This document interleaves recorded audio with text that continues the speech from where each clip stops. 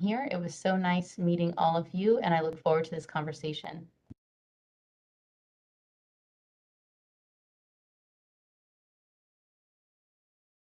Good evening, and welcome to the School Leader Roundtable.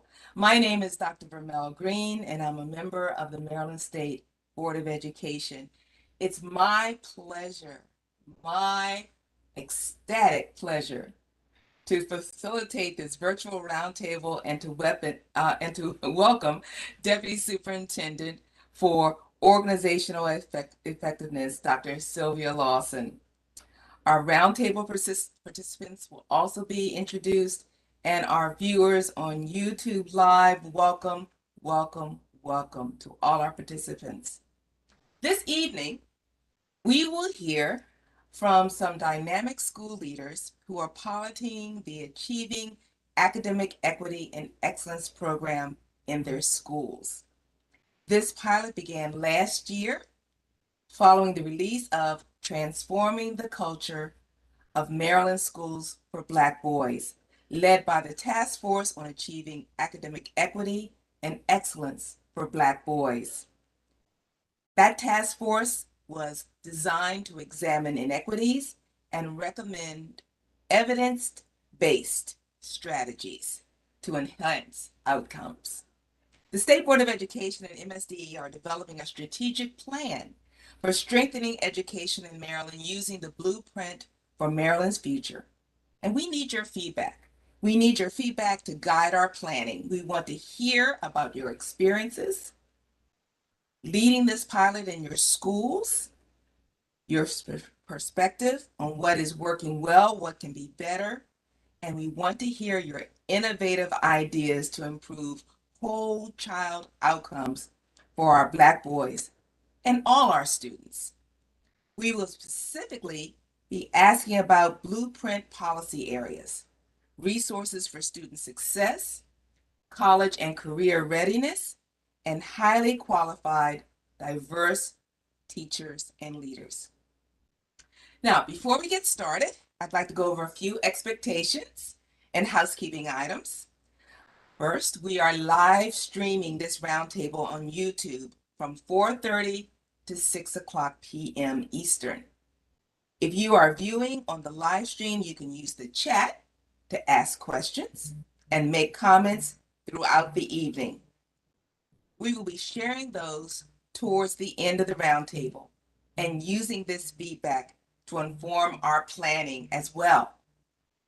As a reminder, this meeting will be live streamed and recorded, so your participation implies consent to be recorded. When you're not speaking, please stay muted and use the chat function if we are running short on time and there are additional comments that you would like to add. Now, we will hear from someone who has been near and dear to this effort for the past 2 years. We will hear from Deputy Superintendent Dr. Sylvia Lawson. Dr. Lawson. Thank you. Thank you, Dr. Green. Good evening. On behalf of Mr. Chaudhary, State Superintendent, I would like to welcome everyone to our Achieving Academic Equity and Excellence for Black Boys Roundtable discussion. I would like to begin by thanking Dr. Green for chairing this invaluable discussion and for being a staunch supporter of this initiative. Achieving Academic Equity and Excellence for Black Boys is an initiative dedicated to developing and implementing a set of evidence-based recommendations and strategies to improve the educational experiences and outcomes for Black boys in Maryland schools. This initiative is comprised of 14 K through 12 schools from various districts within the state of Maryland. Schools have implemented creative and innovative programming to meet the needs of these students.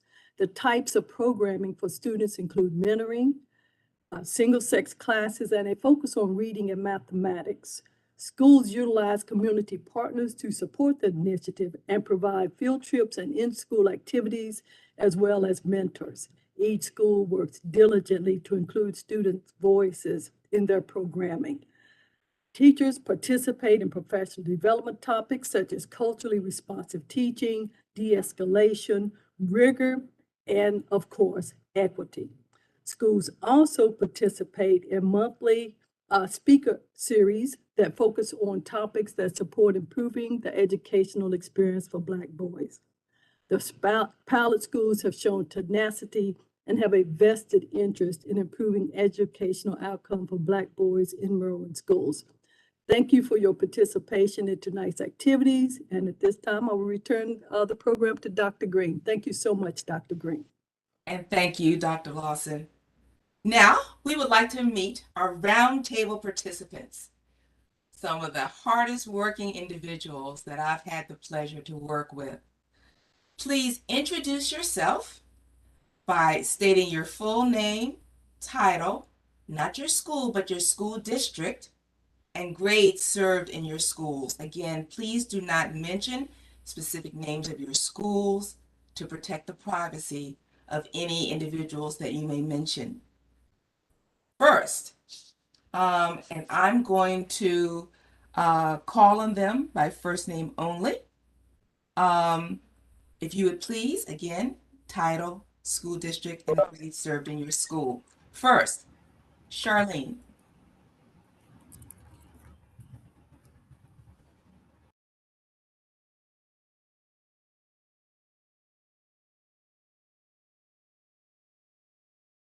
Is Charlene Mall here? Okay, if not, Anne. And if Anne isn't here, Doug, Handy. Oh, Anne is here. I'm sorry. Ann is here. And we can't hear Ann, so I'll do an intro. Do you want me to start, Dr. Green? And if Ann's able to get connected, I could pass it on to Ann. Okay. Perfect. So Douglas Handy with Baltimore County Public Schools. We do serve pre-K through 12. Our schools working on this program are our middle schools, though, serving grades 6 through 8. Hello, am I unmuted?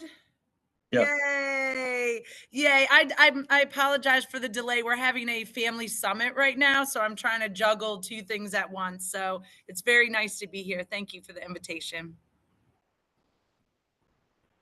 Was there a question?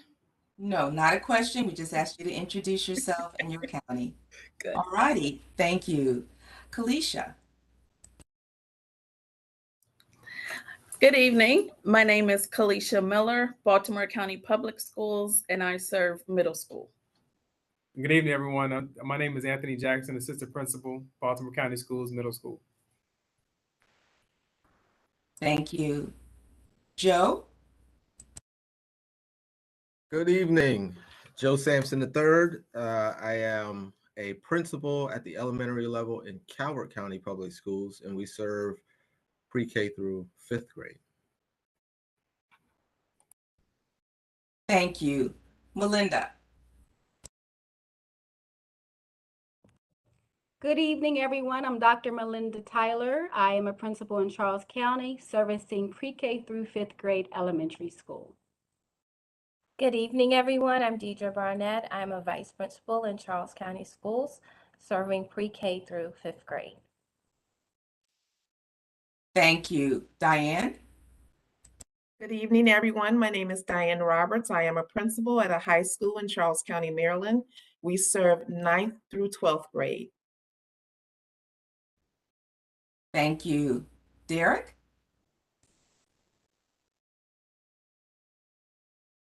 Good evening, everyone. Honored to be here. Derek Anderson, principal in the Howard County School System at the elementary level, serving pre-K to 5. Anthony.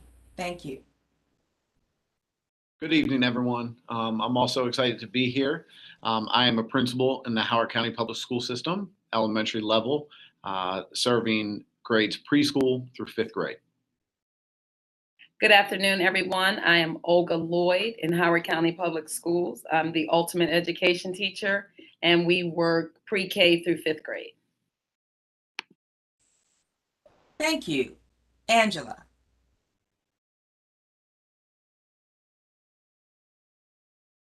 Is Angela here? Doesn't look like she's logged yet. All right. Norman.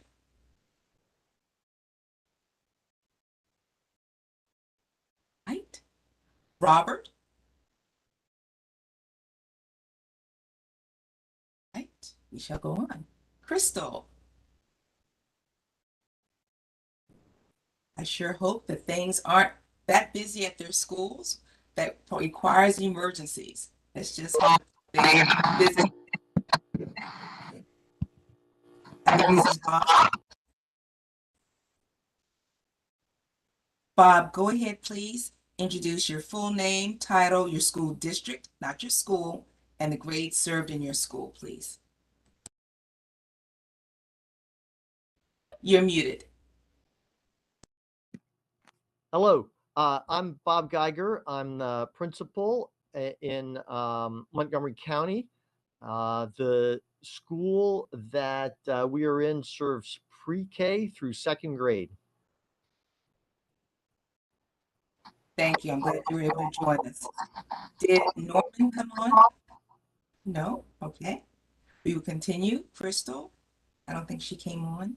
Tamika? Good evening. Oh. My name is Tamika Perrin, and I am the interim principal in Prince George's County. Our school serves pre-K to fifth grade. Thank you, Tamika. Anthony? Anthony Jackson. I'm sorry, I was presenting with Ms. Miller, introduced before. So hello again, Baltimore County Schools Middle School. My apologies, Anthony. My apologies. Thank you all for introducing yourselves. Thank you for doing what you do so well. As we transition into our questions, we're looking forward to a rich and robust conversation with you about your experiences as school leaders. We have a lot to discuss and a limited amount of time for all of our participants to share. Each participant chose questions that are most important to them to discuss this evening. So we will be calling on you for those specific questions to make sure everyone is able to share about what is most important to them. I also, again, want to personally thank each and every one of you. When this initiative first began and word got around that we were doing something specifically to help our Black boys, my emails lit up, phones lit up, principals that I approached without my even finishing my sentence, asking if they wanted to participate, gave me a resounding yes, absolutely. Anything to help our boys. So I commend all of you and thank you again. To our YouTube live viewers, please share your thoughts on the questions in the chat. Also remember, please avoid mentioning specific schools. Avoid mentioning the names of teachers, school staff. Please do not mention the names of our students. We want to protect their privacy. Thank you. So, our first question. The Blueprint for Maryland Future expands programs, resources such as financial resources, funding, personnel resources, so that all students can be successful. Now, given your work with, we call it AAEEBB, and I'll be using that. That stands for Achieving Academic Equity and Excellence for Black Boys. Tell us what is working well and what needs to be done differently so your students can be successful. And I would like these participants, I will call on certain participants to answer as well. First, we'd like to hear from Melinda. Okay, so good evening again, everyone. And I am very elated to be here. I was one of those principals who said Dr. Green couldn't even finish the question because I had just finished reviewing my data for my comprehensive needs assessment. And I said, I need to do something for my boys, my Black boys. And Mr. Marnette here is my partner. And you know, we have been working hard to make sure we have proof of concept, because Dr. Green is very intentional about making sure we're not just out here planning, implementing, but we're doing data-driven implementation. So our recommendations we selected was around culturally responsive teaching, professional development for our staff, as well as mentoring programs for our scholars. And what is working very well is the momentum and the buy-in in the community. Thus far, we have launched our program community-wide on a Saturday in December, and we had so many members from the community come out and say, what can we do to support? We presented to our Educational Equity Committee along with our partner on here from Charles County, and we had overwhelming support. In fact, one individual spoke about having alumni parents coming back into support. We presented it to our staff, our students, our parents, and so we rolled it out, and just the buy-in was tremendous. There's no one questioning the why. Everyone gets the why. So I think that's working really well. Thus far, we have launched houses with our intermediate grades. And today we had a program where we partnered with the middle school, and the middle school boys walked over and we did a mentoring program. It was just phenomenal to see that we took our core values and we named each house after the core values, but to see the young men from the middle school work with the young men in 5th grade, and they started off by defining grit, but then they had a grit challenge. The energy in the room was just phenomenal. In proof of concept, we have a data survey after every event, and our scholars know that we want their input. And so each house has a house leader where they had to give speeches and share how they're going to demonstrate the core values. We have the 5 C's where our scholars are encouraging their brothers by, showing how do you conduct yourselves with your brother? How do you care for your brother? How do you compliment your brother? And how do you cooperate with your brother? So to see that today was phenomenal. And so we have parent workshops going for our parents. Our parents are getting supported with learning about ways to support their boys at home. Our teachers are being supported. And so the buy-in is just tremendous. And I would say the name of what we're doing, but I don't want to put our name out there, but we were able to connect our school mascot name with the name of our actual program. And we're actually calling it a movement. I don't let anyone say initiative, because initiative is something that starts and stops. This is a movement that continues to move everyone. So when we give our spiel, we take our show on the road, we're moving everyone. We were able to present in the community at local churches. We have so many partners that have adopted our school. In fact, we have a program that has adopted our school. We call it the Cruise Academy. So instead of suspension, we have an alternative restorative program in place after school for our scholars to have support. And so that has been wonderful. But some of the challenges, and I know some principals are going to nod their head, has been time and what came after the pandemic, that aftermath. I don't think anybody anticipated the time that we had to take to adjust to in-person learning, coming off of virtual learning for our families, for our scholars, for our staff. It has been tremendous undertaking for us. And so Ms. Barnett and I, we remember to go slow, to go fast. And so we had to keep telling ourselves, we're going to get there, because, I want to see everything happen like that. But to see that program today, it helps us see the fruits of our labor, like taking the time to get the right partners in place and to just get that energy going. In fact, that we want to make it full circle. We want to go elementary, middle, and high and bring all of our schools together. So we have the model. We're laying the blueprint out. And so if another school wants to pick it up in our county, we have the blueprint. We have the proof of concept. We have data. Like I said, we collect data after every presentation, after every professional development, after every parent session. So we definitely have the blueprint to let us know what's working well and what we need to rework. Wonderful, wonderful, wonderful. Thank you so much, Melinda. And I stand corrected. This is not an initiative. This is a movement. This is a movement. I like that, because truly we cannot keep doing the same thing over and over and over again. I've been in education for a lot of years. In fact, I started teaching in Prince George's County back in 1974. So that makes it about 48 years. And the initiatives come and they go. Initiatives come and then they go. But movements, thank you. Thank you, Melinda. Diane, could we get your response on that question? Good evening again, everyone. With our AAEEBB initiative, one of the things that has worked very well, as Dr. Tyler said, is the buy-in. The buy-in from our students. When you see high school boys or young men come together, the brotherhood, the bonding was very strong. We did a day-long field trip with the boys, in-school field trip, where they worked with a consultant. That consultant came in, and our boys are actually building the program themselves. And when they have pride in the fact that they are the founders. They are the founders of this movement in our school.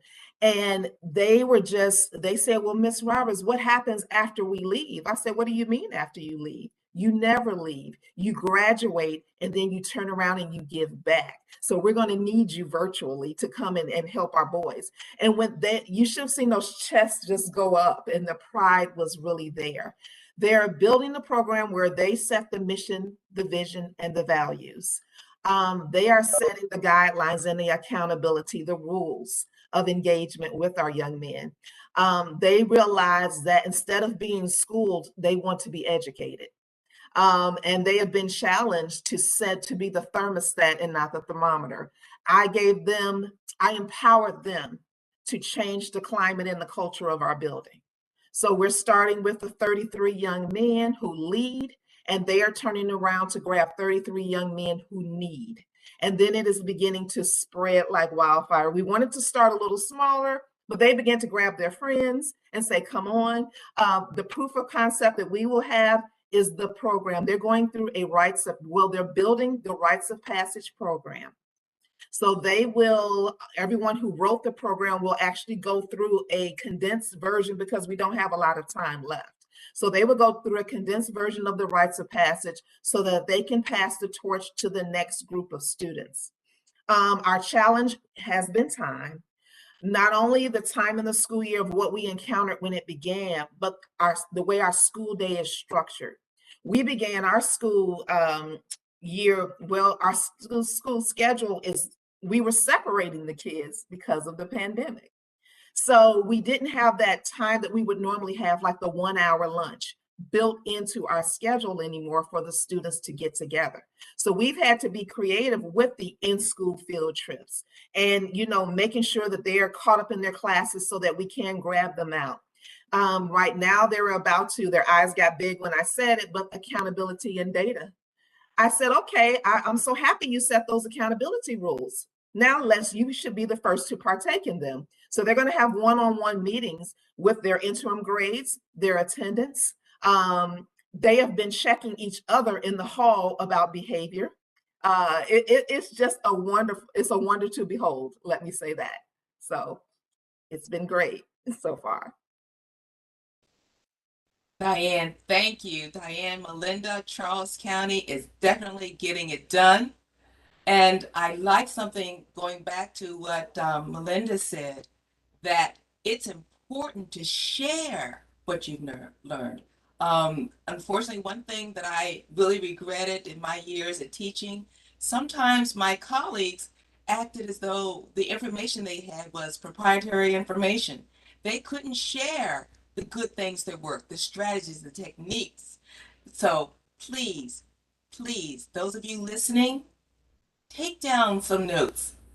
Call Melinda, call Diane. If you don't know who they are, that's all right. Call us here at MSDE. We'll be more than happy to allow and to help that connection. Thank you again. All right, Joe, it's your turn. That question, please. Well, good evening, and thank you, Dr. Green. So in Calvert County, our elementary school is really excited to do this work. Our staff, it's not something that really needed any buy-in.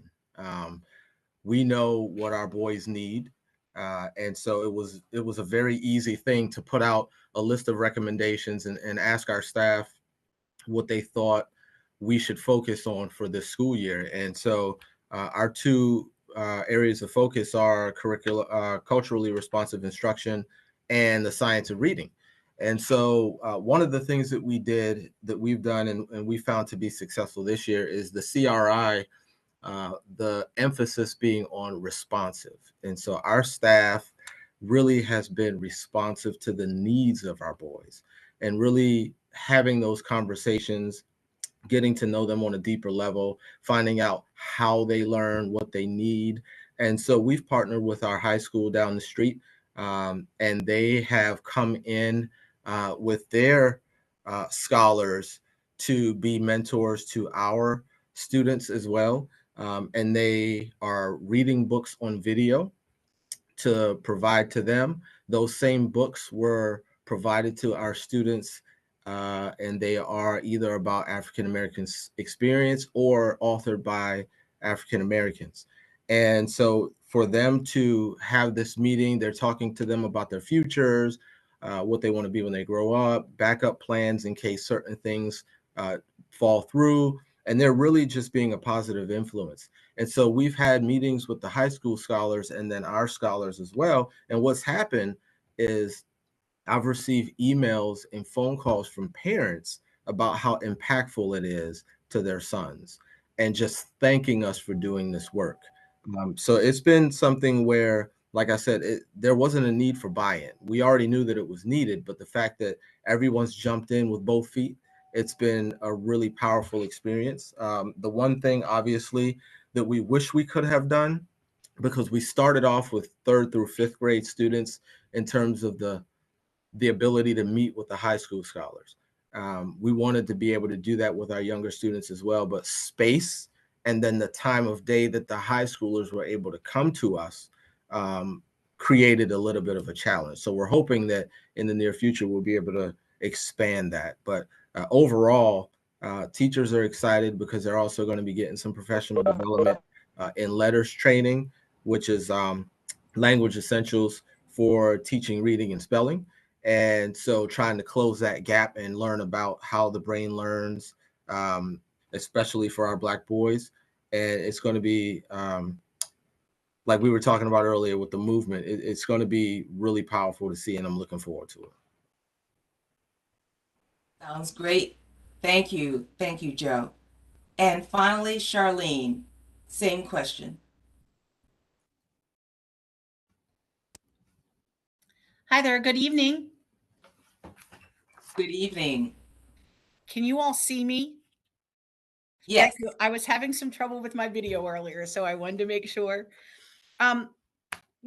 We have an amazing middle school full of awesome young men. And we kind of started this year with doing some of the planning. One of the things we're doing that is a little different from some of the other schools is we actually have a single gender math class and homeroom for our 25 7th grade boys that opted into this program. Or I should say movement, because I like that. And so one of the things that we've seen without a doubt is just their change in the way they see math, do math, and interact with mathematics. A couple of things most recently that pop out is we had a Black History Month celebration here at our school.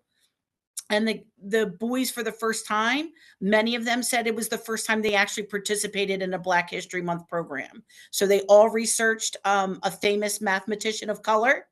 And some of them made posters and some of them did PowerPoints, but several of them presented during our Black History Month presentation. They made like huge posters of their faces and put numbers on them and then asked the audience to give them who they thought these people were. And then each of them kind of gave a description of what they learned about that person, which was amazing. The next one is Pi Day. For those of you who are in the math world, 3/14 is Pi Day, and we were surprised that none of the boys in class had ever celebrated Pi Day in their math room. A couple of the boys said they had it, but they were excluded because of behavior. So we sent home a sheet for all of them to give us any food allergies and all that kind of stuff. And then they all get to participate in Pi Day on Monday, and they are so excited. And I have to give a shout out to our moms, because as much as we didn't ask them for anything, the moms are like, I will buy a pie at the bakery and bring it on that day. Whatever you need, plates, cups, like, so that's great. The other thing that we've done with these gentlemen, not only do they have homeroom together every day for 25 to 30 minutes, they also have the math class every day. We have made them part of our AVID program. So we did the field trip to Morgan State with the 2 other schools in Baltimore County, but they are also getting part of, this year they have to fully apply in an application form for the AVID program next year, which is an everyday class for us. And I would say 20 of the 25 boys have turned in their application and are waiting for their interview. So they've gone from a college maybe to a college definitely piece of our school. So that's the one piece we've done that's, I think, a little different than some of the other schools. And next year we continue with our 7th graders being 8th graders, and we will have another group of 7th graders. So we've gone from 25 to almost 60 for next school year that we're kind of planning for. Wonderful, wonderful. Sounds great. And with those single gender classes, Charlene's school is recognizing that boys learn differently than girls. Now, some may say, no, that's not true. But if anyone has ever been a teacher or a parent, they can tell you, generally speaking, boys learn differently than girls. They have different needs, different learning needs, different behavioral needs. So well done for those schools who recognize that and are catering to the needs of your boys. Be they black, white, or sky blue, green, there's certain things that are true about boys. Thank you again. All righty. We're ready to go to our next question. As you are implementing the AAEEBB pilot program, what strategies are you using to prepare students at your school to be successful in college and or a career after high school? I would like to start, first of all, with Tamika. Would you respond to that question? Hello, Tamika Parent, Prince George's County. Yes, so with this particular question, we really had to think long and hard about it, about what specifically we were doing. And in terms of strategy, I would say that we're just making sure that we are exposing our boys to things outside of what they're used to seeing. And then the second part of that is just being intentional. So I would say, as far as exposure, making sure that our boys see that there are many, many facets of life, and that if you don't go to college, you can choose another path. It's okay. Being college and career ready. And so making sure that our boys see people from different walks of life and know that there's good money to be made, and so they have to know that, they have to see that. And so making sure that we have those career fairs and those job fairs, not really a job fair, but a career fair in our building, to have other people come and say, look, this is what I do. And that they can say, wow, maybe I want to do that. Maybe I want to aspire to do those things. We also put college banners all throughout the front part of our building. And it's not because we want to, have just some stylish, flashy area. It's because we want the students every day to look at those colleges and say, my aunt went there, my brother went there, my cousin went there, and make some kind of connection between the banners of the college and perhaps where they may want to go. What we found is that does invoke conversation, that they do say, my mom, she went to Bowie State, or my dad, he went to, and we're able to have those conversations. And it's just in passing. It's not, long and drawn out, but keeping it in front of them, making sure that they're exposed, and making sure that we're being very intentional about the plans that we have for our boys. We've decided, earlier on, we started our program in December 1. We brought in a mentorship program to our building, and they meet with the boys weekly. And we found that that has been beneficial, because what we did is we looked at our suspension data and we wanted to change that. We looked at the amount of referrals that we were getting, and we needed to change that. And so this being my first year in the role, I've been an assistant principal in this school for years. So I've been able to see trends. And so this year we said, we've got to do something. What can we do? And so by bringing in the mentors, it's worked perfectly for the boys. They've learned to take pride in themselves, and that in itself is huge. The mentorship program focuses on them being the CEO. So that's how they address themselves. Oh, you're the CEO. I'm the CEO. I'm a CEO. Why not? Why not you? Why does that have to be someone else? Why not you? And so the boys have blazers with our name of our school on the crest, and they will wear their blazers. They just came in this week.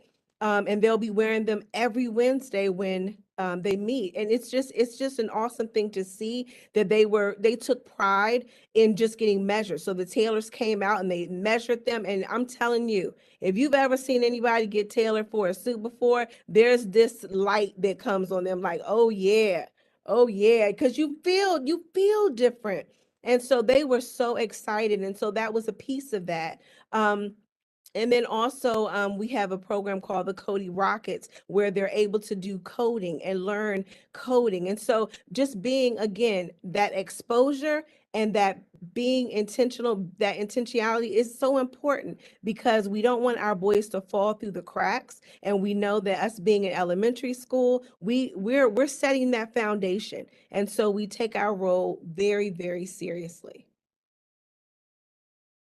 Tamika, thank you so much. I got the name right that time. My apologies.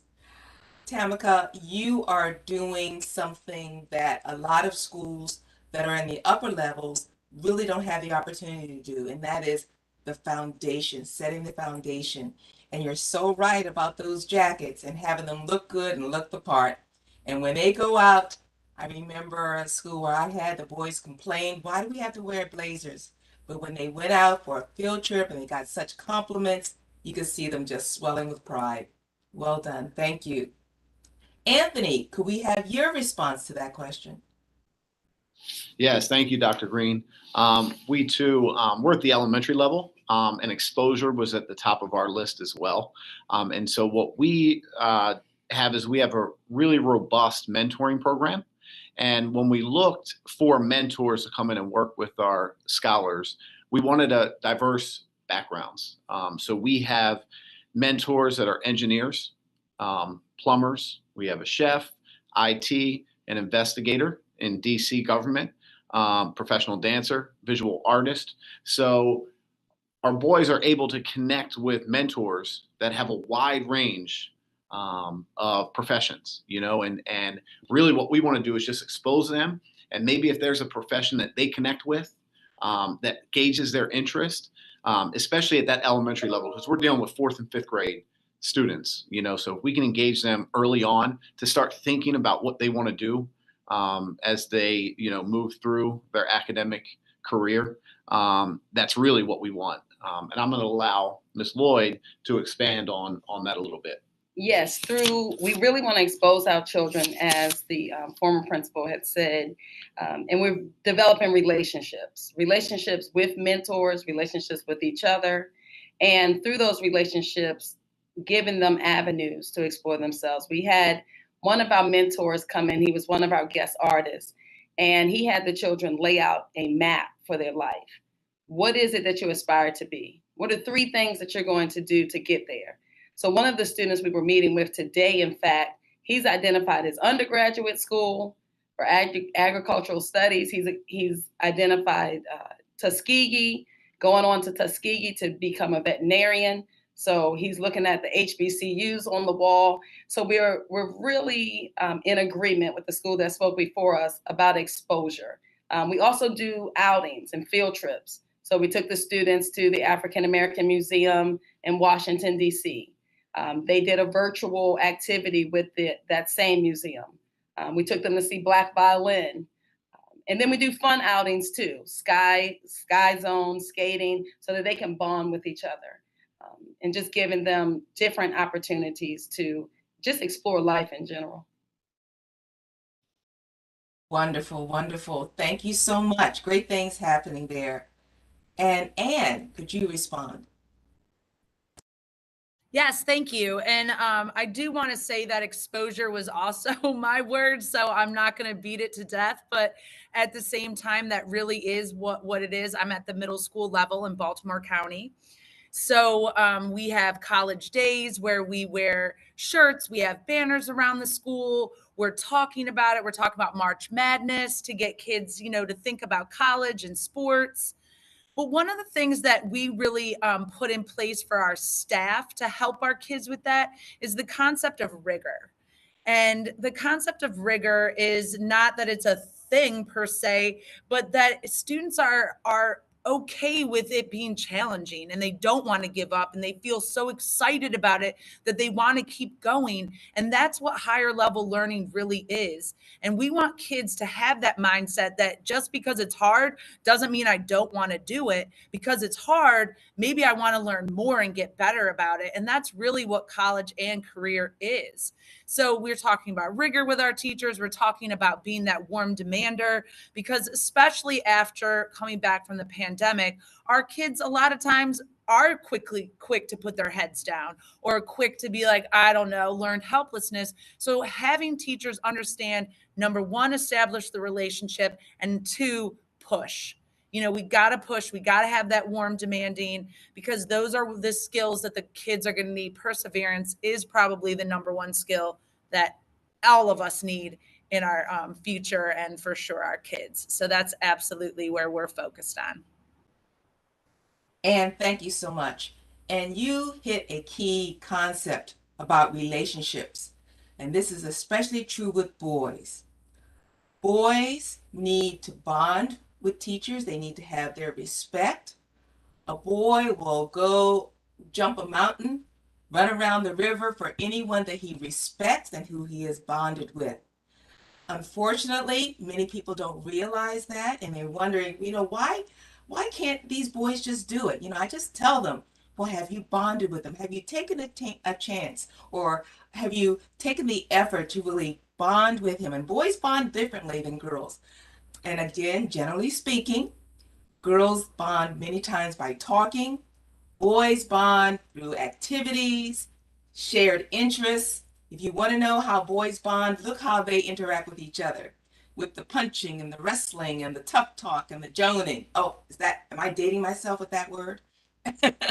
But boys do bond differently, and the wise teacher will say, I'm going to bond with my boys, because if you don't bond with them, they're not going to hear a thing that you say or a thing that you want to teach them. They need to bond with you. Thank you. And I like what was said also about careers. Not all of our boys want to go to college. But I tell you, those boys who go in some of those trades, plumbers, my mechanic makes $130 an hour.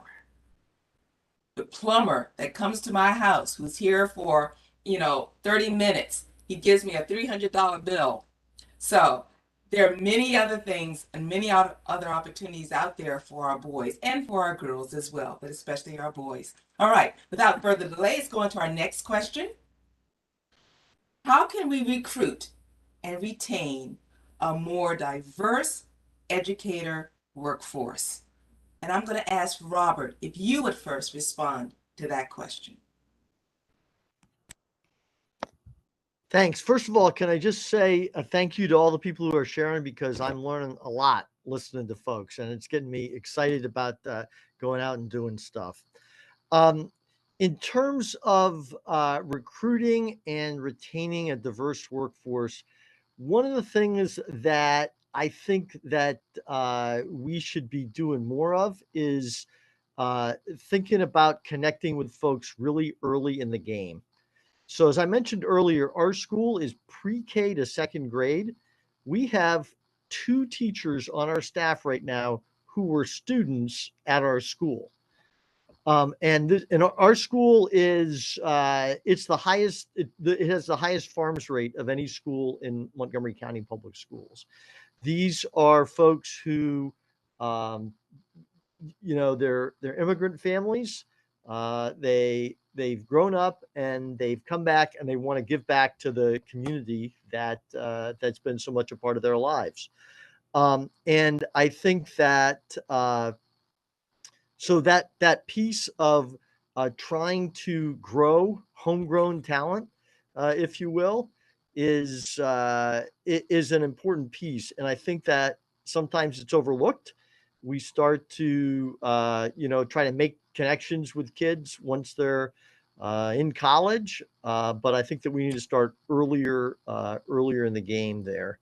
In terms of the retention piece, first of all, can I say that I know that recruit and retain has a certain alliterative appeal to it, But I would suggest that our goal should be more than retention, really sort of growing our staff into leaders. And I think that there are two things that I would suggest that we try to do, and I think are successful, is first of all, giving folks an opportunity to participate in a cohort of diverse educators. One thing that we've got in Montgomery County is BOND, which is a group which works with male educators of color.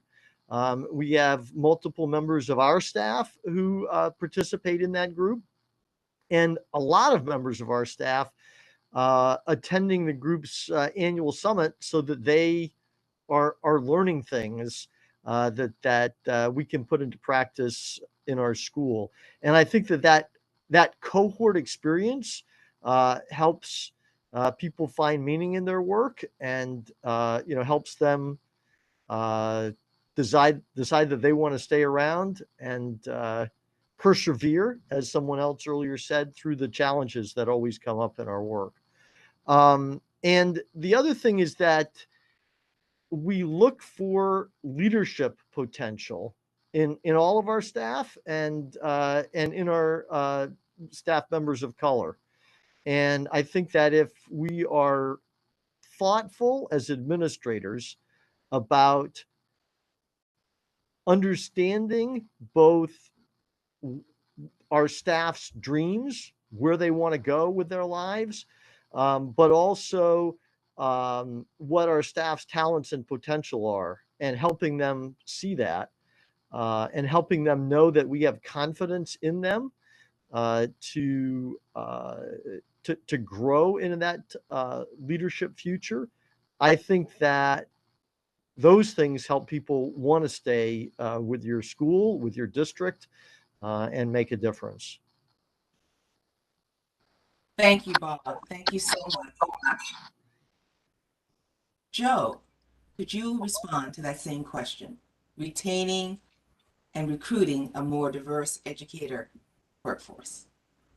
Absolutely. And so kind of piggybacking on what Bob said about starting early, being an elementary principal, it is something that we see here. And when you see some of our staff who they say, oh, my mom was a teacher, or my uncle was a teacher, my dad was a teacher, I grew up here, I went to this school, and now the teachers are back here teaching. But putting some sort of program in place system-wide to, again, using Bob's term, homegrown, but placing incentives in place. So maybe some incentives for those kids once they graduate to come back and teach in their home county. We have and I'm sure other districts do as well, have sort of like a teaching cadet program where you have the high school students that will come and shadow teachers. But if you start in elementary school, exposing them to the teaching profession when they're all talking about being basketball players and football players and everything else, and talking to them about the value of teaching, then they start to hear that. And when they hear that, they're exposed to it. And it's just something that they know they can consider. So when you do that early on, it's on their list of things that they could be when they grow up. And then when they get to middle and high school, you can implement programs where it may be an elective that a student takes in the middle school, where they are a part-time teacher as part of their elective class, or they start learning about the teaching profession. In high school, where they go out and do these fellowships and these student teaching experiences. And then when they go to college, they get these fellowships. I know the Maryland Blueprint is already talking about expanding teaching scholarships and loan assistance. So maybe kind of thinking about how that is going to be put in place in the next few years, and then how that trickles down to school districts and what assistance can be provided in order to put those things in place. Because it's not just about visiting a historically Black college and university and hoping that people will want to come to your district. It's about providing them an experience that they feel valued and would want to teach in that area. And so that is one of the things that we are trying to focus on with our youth and letting them know the importance of education and the importance of the teaching profession, and hopes that as they grow older, they keep those things in mind that we've taught to them early, and we see the benefit of it down the road. Great ideas, Bob and Joe, about growing your own. Thank you. Kalisha, could you respond? How do you think we should recruit and retain a more diverse educator workforce? Well, I would agree with my colleagues in terms of first about growing our own. Here in Baltimore County Public Schools, we do have programs to do that. But I also think that we have to be intentional about recruiting a diverse population and using our resources. Here in Maryland, we have 4 HBCUs: Coppin State University, Morgan State University, Bowie State, and UMES. And we need to develop partnerships with our HBCUs in order for not just to go recruit, but for them to experience what it's like to be in our county. And then, as Bob said, making sure that we're growing our leaders, growing our teachers into leaders once they are here. And I think that's important because, you know, we don't want to just retain them. We want them to grow. And part of that, I think, is based on the representation that they see. Do they see themselves being able to grow in our district? And I'll let Mr. Jackson talk a little bit about some of the things we do in our school to help our diverse staff, particularly our Black male educators, have a cohort and grow together. Well, thank you. And I think in terms of taking advantage of the personnel that you have in the building is very necessary in trying to create that environment, because if they feel more a part of the school and what they're doing, they're going to communicate that to their colleagues in different schools in different areas. And what we've done is, you know, offered opportunities for our mentor leaders that we have in the building to take on different roles with our young people in the mentoring program in the morning. They are tasked to create activities for our boys in the morning. And so they rotate, which gives them opportunities for the boys to see them in a different light, but also for our mentor leaders who are also teachers to take on different leadership roles in the building, which then gives them an opportunity to work on their professional development and hopefully build collaborative, you know, opportunities, not only with other teachers in the building, but also educators in other school districts. But to piggyback on what was said earlier about trying to, you know, expose our young people, but it's also an opportunity for those that we are, you know, visiting or seeing to see what's going on in our schools in the middle school area. And so it was mentioned earlier about the visit to Morgan State, to the football game, but we also had those boys, those men come back to our building last Friday and meet with our boys. And we were lucky enough to have about 30 of those men.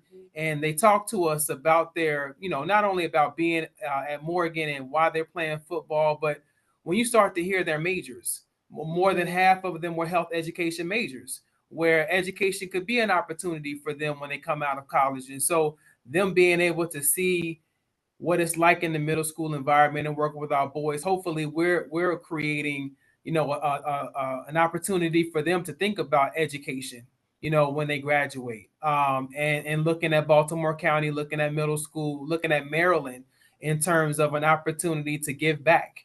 And so that's something that we want to continue. And that was well received. And, you know, we're invited back at Morgan, but that also created, I think, for us, opportunities to look at other schools like Coppin, like Stevenson, who's growing and expanding and is in our community, and try to see what opportunities that we can have there. Virtual opportunities for schools that may not be able to bring the human resources to our school next week.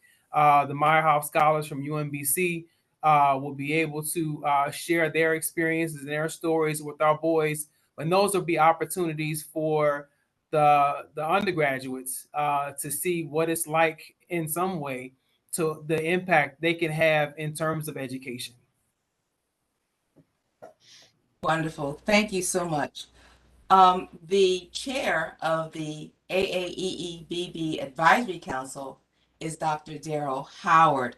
Dr. Darrell Howard is very involved with retaining, especially our Black male teachers, with his bond program. So, counties, if you don't have a bond program, please write that down.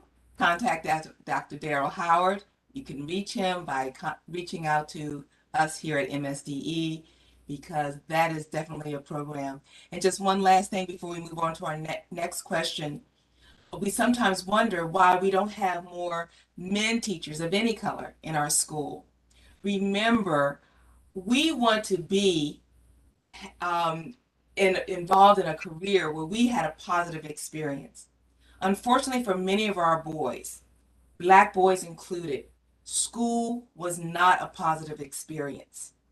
So you think of that little boy, he's thinking, when I get out of school, why in the world do I want to come back and spend the rest of my adult career working in a place that I was suspended, made fun of, I didn't do well? So there are young men who have very positive experiences. The gentleman represented on this call, you had positive experiences in school, and it made you want to return and give back to the program and to the institution that you did so well in. So, colleagues, one of the best things to do, we want more men, more Black men in our schools.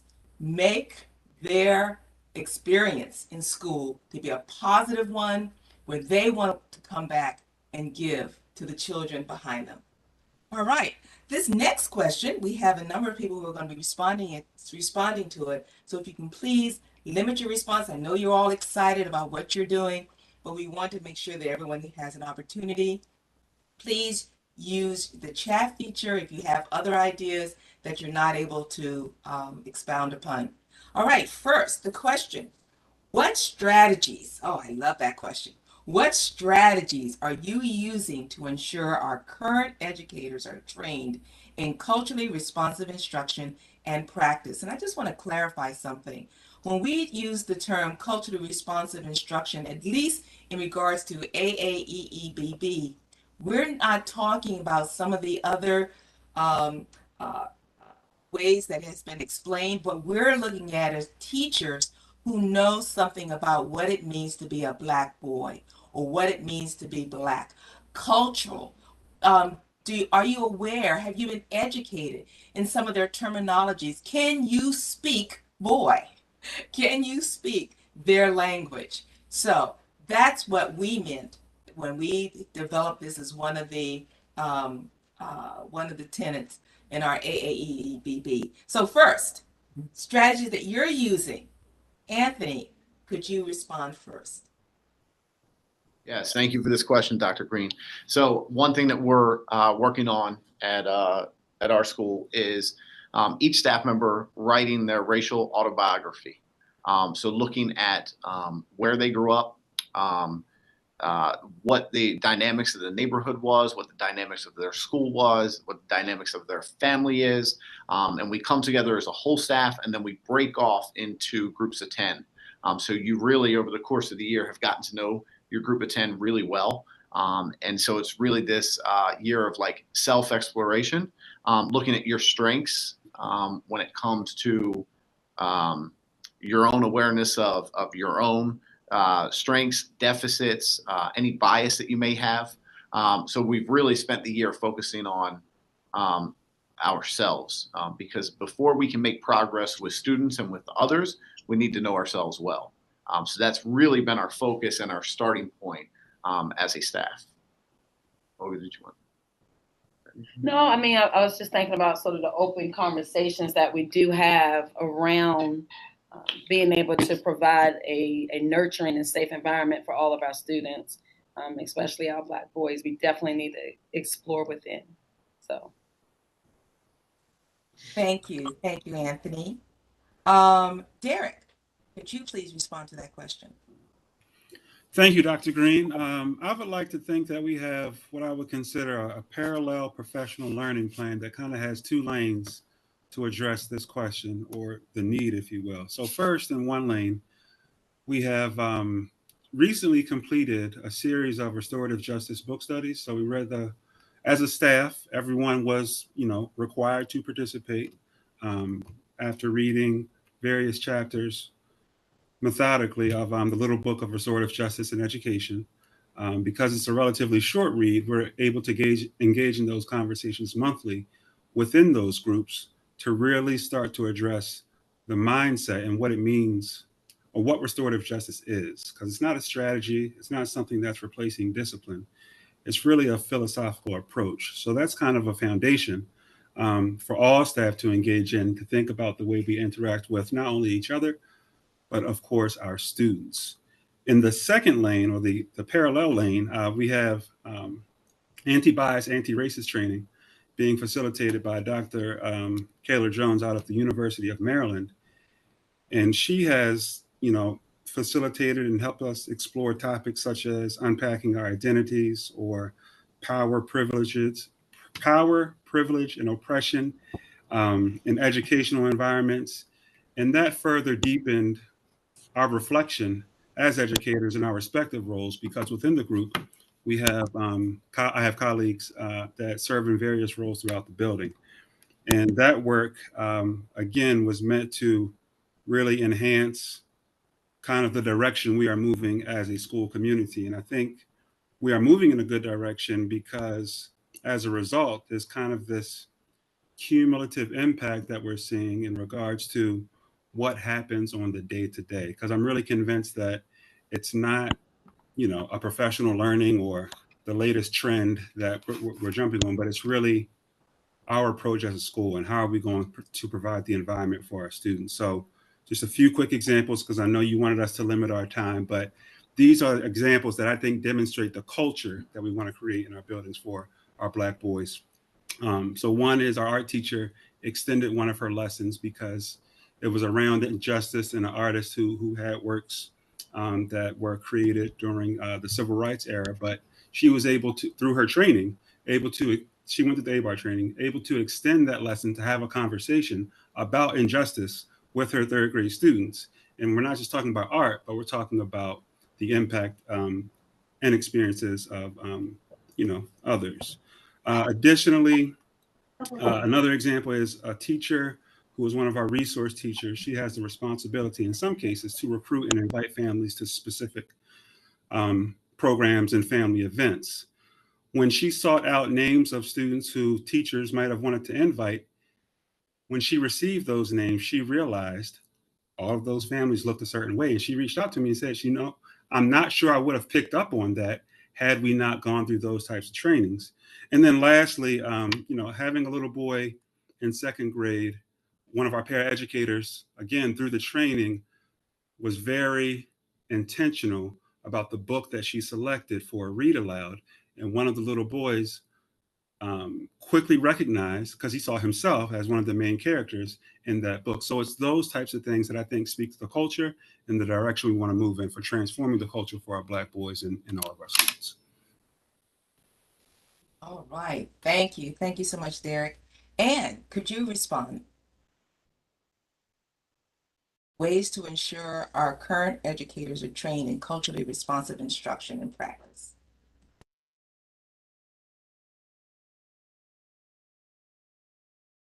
And she may have had to step away.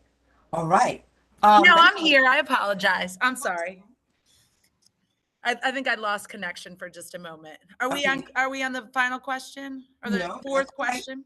Let me restate it. What strategies are you using to ensure our current educators are trained in culturally responsive instruction and practice? Thank you. Yes, that has been our number one goal this year. It is something that is talked about and woven through every professional development we have, our informal, observation tool, our pre and post conference, observation conference. And it's really rooted in Zaretta Hammond's book about incorporating culturally responsive teaching and the brain, which really started this summer with the Gurian Institute. And we're just kind of continuing along those same lines. And really what Zaretta Hammond has talked about are a couple things that I've already talked about, but it's really what is culturally responsive teaching? How does culture impact not only the teacher, but the student? And I think that that's really profound to think about. Like, what do I bring into the classroom as a white woman? And how does that portray to students who may not look like me? And that's something that we've asked teachers to reflect upon and kind of analyze and, make tweaks if they need to, because they might not be addressing the needs of all the kids in the classroom.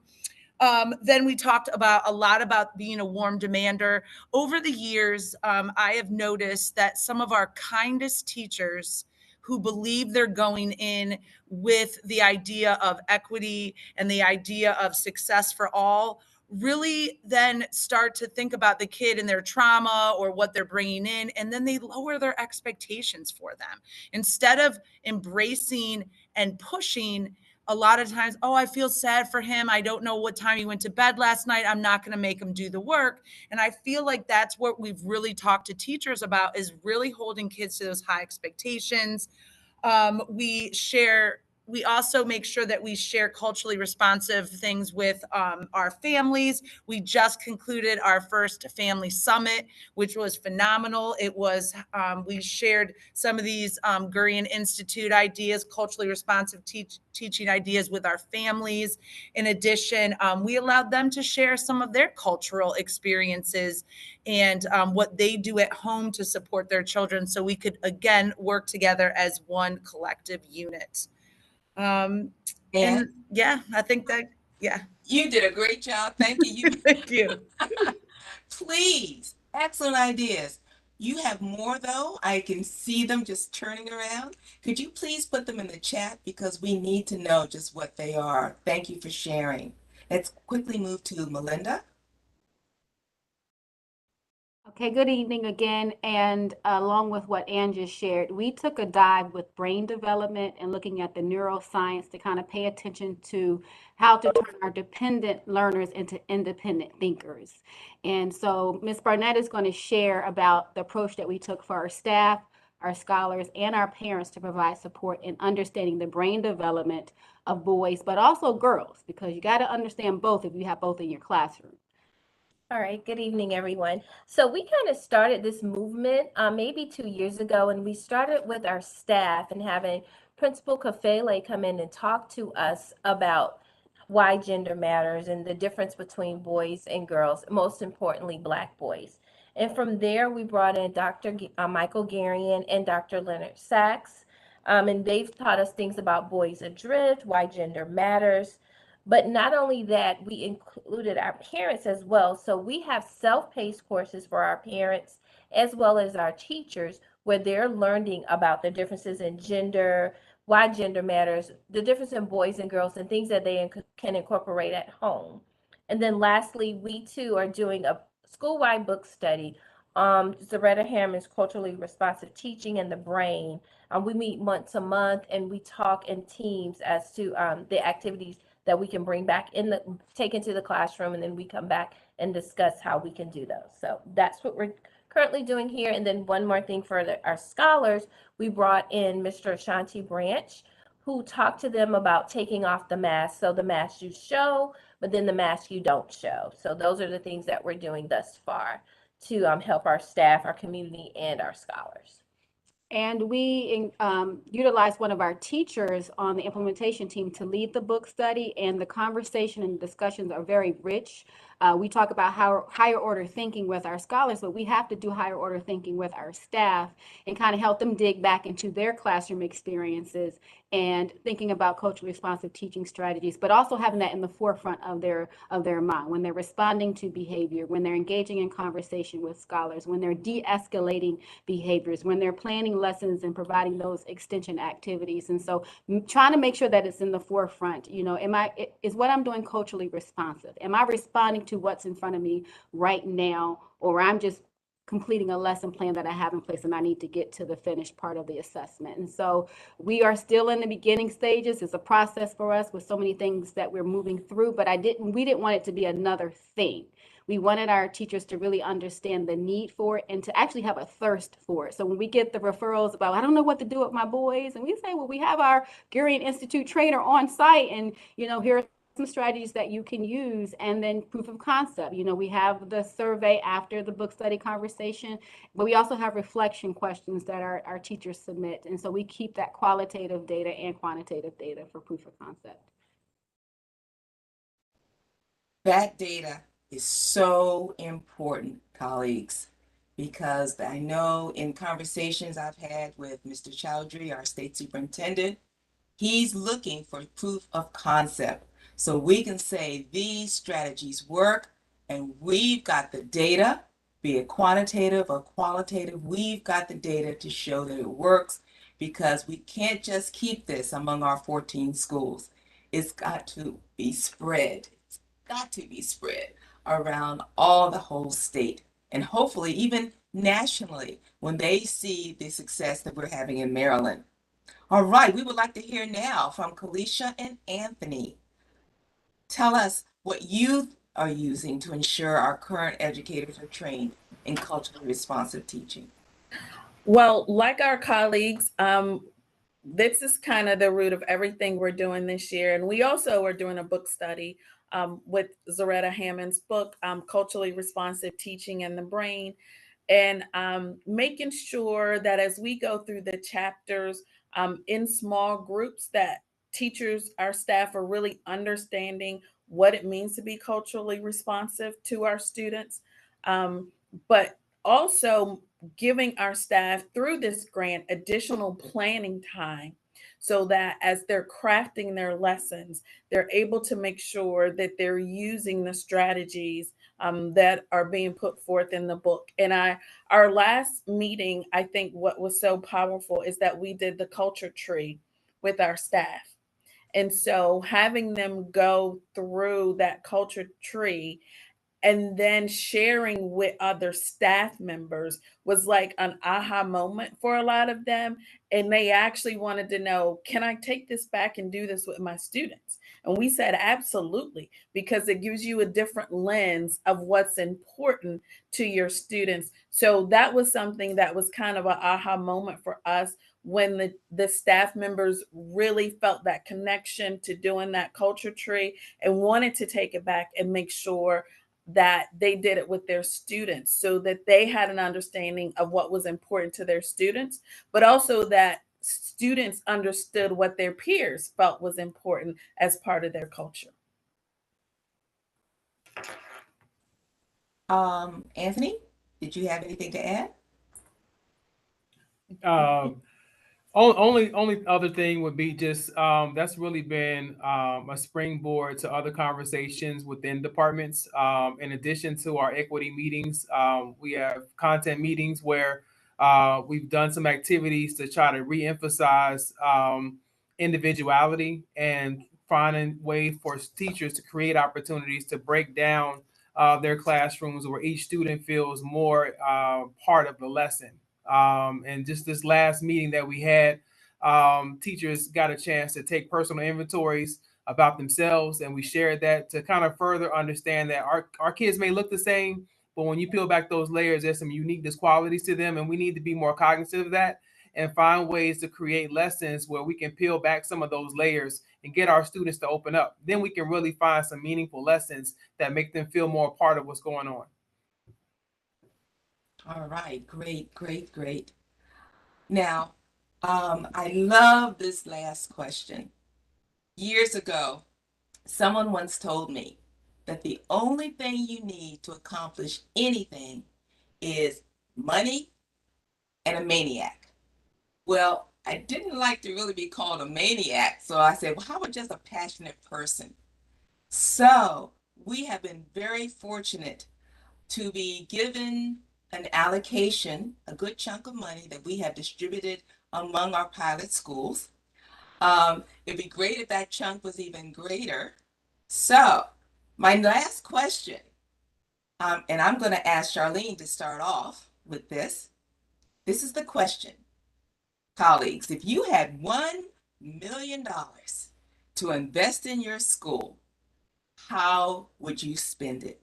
And don't forget, lead off on our Black boys. Okay, let's start again with Charlene. So if I had $1 million, and I believe I would be a maniac if I had $1 million to spend in my building, I think I would invest in 3 major things. One, professional development for our teachers that was ingrained in the practices they do every day. So things like that was talked about with giving them extra planning time and having them do lesson studies and going in and watch each other in terms of their culturally responsive teaching. I think that would be a huge one. 2, I'm going to go old school. I think I would bring back some of the shop pieces that are missing from our middle school curriculum. So watching our boys participate in wood shop and metal shop and things like Project Lead the Way. So I think I would expand what they're doing to include not only what they're doing with their minds in school, but also what they're doing with their bodies. Investing in a program where our boys could have everything they wanted to in a school day. Everything they wanted to. I think the other piece I would do is definitely a piece with community service. Having our boys help out at our senior centers or our food pantry that we have at school, like, and pretty much running those initiatives. Because if I've learned nothing from this whole experience, I've learned that our boys are very powerful. And when you give them a task and they're motivated to take care of it, they'll go beyond what you even imagine they will. So I think those are the 3 things I would spend the extra $1 million on. Just the extra $1 million just laying around. Great.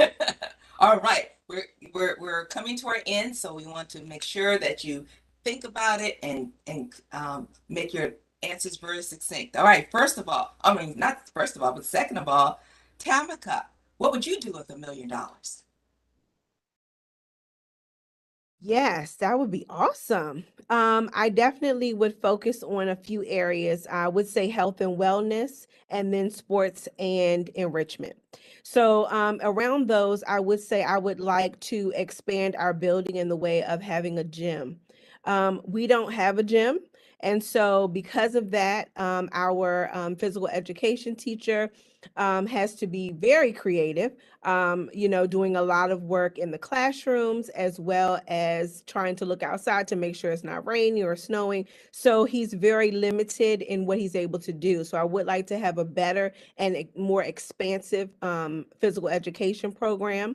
And that would also lend itself to a space for our teachers. Our teachers walk in the afternoon, so that would give them a safe space to do that as it gets darker earlier, depending on the year and weather permitting. And then I would like to have some after school programs in our gym. So where we have maybe a basketball club, our Girl Scouts could meet there instead of kind of trying to go from classroom to classroom, depending on who's not using it. So like those 4 areas, just health, wellness, sports, and enrichment, I think it would be great. And I know that our boys would definitely love that. They would be able to play basketball. They would be able to play touch, whatever it is they're doing, they'll be able to do it after school, making sure that our boys have a safe space to have those after school programs, and then link up with the YMCA so that we're able to have some structured activities and programs so that our boys just aren't going home. Some of them are going home to empty homes. So just giving them something to do, something constructive to do, that they would appreciate and that they would love. Yes, that gym, you would become the best principal in the world. Boys' bodies are wired for movement. The wise teacher will not try to keep a healthy little boy, I don't care if he's in elementary school, middle school, or high school, seated all day with not being able to get up and move. So thank you. Thank you for that. All right, it's your turn. Anthony, what would you do with that $1 million?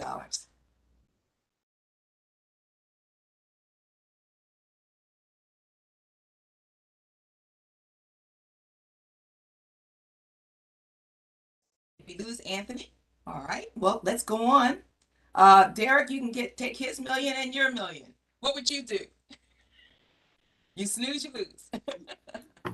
I want to go back to, and I'm actually speaking on my own experience. For that extra $1 million, I want to go back to the recruiting and retaining, and really start early with the not just the recruiting, but in the retention piece, the salaries that are involved with educators. I think, and this is based on experience and talking with peers and colleagues, that's often something that's discouraging in regards to the compensation. And while you can say that for all educators, we've talked about the need for Black males and educators of color in general. And I think that would help contribute to work toward a more diverse workforce. So I would definitely look at, they say teachers are valued a number of different ways, but so let's compensate them and see, because when you're happy to be at work, you give your children the best that you have to give. All right. Great answer. All right. And $1 million. What are you gonna do? Wow, I really loved all of their ideas, and $1 million. I'm going to go back to what Charlene said about just making this place, turning it into a place where students meet all their needs all day long. And that might even mean a community school where we have after school programs and counseling services and, mentors or career development. And I love the idea of adding shop back into it. And my principal, Ms. Franklin, is in the building. Hello, I'm sorry, I was on the family summit, but I would definitely agree with Ann. Definitely thinking about that community school idea, having the healthcare access within the building, having the mental health, of course, in the building, all of those kinds of things, the sports, just anything that's going to really engage the students and really bring out who they are innately, really nurturing those gifts and talents so we can really have them really shine when they leave the middle school, the high school, and then beyond. Thank you. Thank you. Thank you so much. All right. Melinda, $1 million. What are you going to do? Don't forget our Black boy. I was itching to answer this question. We would hire a full-time AAEEBB team, would have robust hiring to go out and recruit community wellness. Our boys need haircuts. They need to make sure they're going to the doctor, the dentist, just learning how to dress, hygiene, mental health. We would make sure we've had every area covered, hire an academic person to make sure that we have interventionists that can support.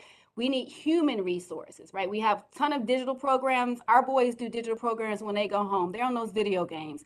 They need face-to-face interventionists that can come in and really work with them one-on-one and be intensely focused on those skill gaps. And so we would have that. I would ask for it all. I would want a full-time team because it's really full-time thinking and planning and being thoughtful about this movement.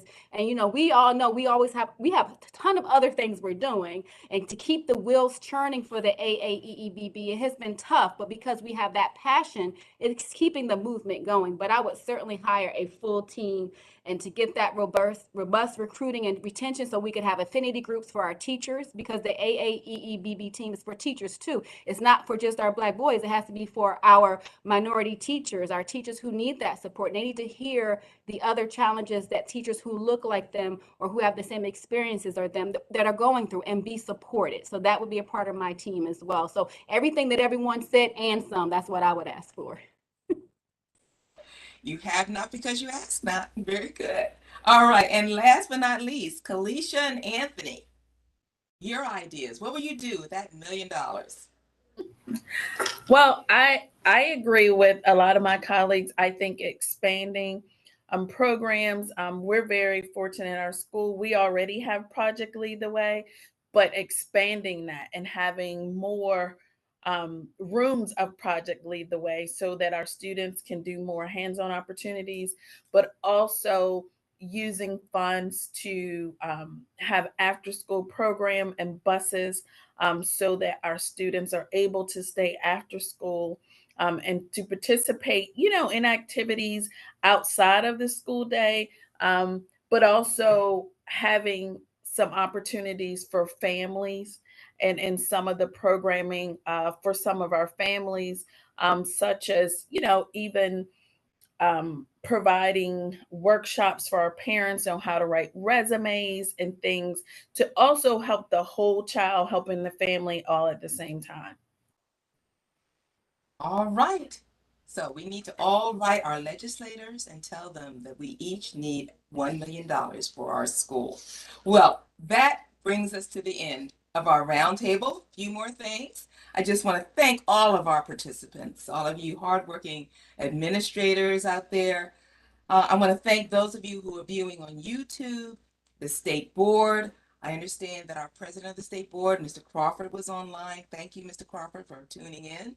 Mr. Crawford, his idea was the proof of concept. He says we can do all these other strategies, but we need to have proof that it works. So thank you all, MSDE staff, for joining us tonight for this round table discussion. Your feedback will help guide the development of our strategic plan. So we need to hear from as many of you as possible, not just what you said tonight, administrators, but from our audience as well, because we want to launch and have our strategic planning survey have the input of everyone who's involved in our schools. So we encourage every Marylander to complete that survey at marylandpublicschools.org/survey. We will also post a link to that in the roundtable and YouTube chats. Please, please fill this out and share it with your communities. Again, thank you for joining us tonight. We look forward to working collaboratively with you, our communities, to ensure that every Maryland student has the opportunities needed to realize their full potential. Because if our Black boys are in trouble, so are we all. So, colleagues, keep doing what you're doing. You're doing a great job. Thank you, board members. Dr. Lawson, thank you. Dr. Lawson, would you like to have some closing comments? I would, Dr. Green, but I was waiting on you to say that I would have $1 million. But I would just like to say that this has definitely been enlightening, and I appreciate everyone who has participated this evening. I have truly learned a great deal, and I would like to encourage you to continue in all of your efforts to assist Black boys throughout Maryland, because we all know that it's certainly an effort that is worthwhile and will definitely pay off in the long run. So, Dr. Green, I do want to thank you and all of your efforts, and you have been at the forefront. I don't want to say of an initiative, but of a movement.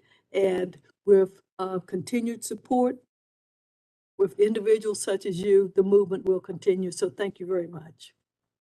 Thank you, Dr. Lawson. And I give all glory to my God and my Lord and Savior, Jesus Christ. I want to thank all of you as well for making this possible. Roundtable participants, YouTube live viewers, please share your engagement ideas with us. Fill out this form at bit.ly/MSDE